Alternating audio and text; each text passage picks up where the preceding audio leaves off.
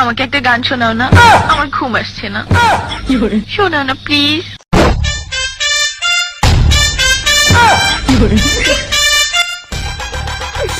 তুমি আমার কাছ থেকে গান শুনবা জান?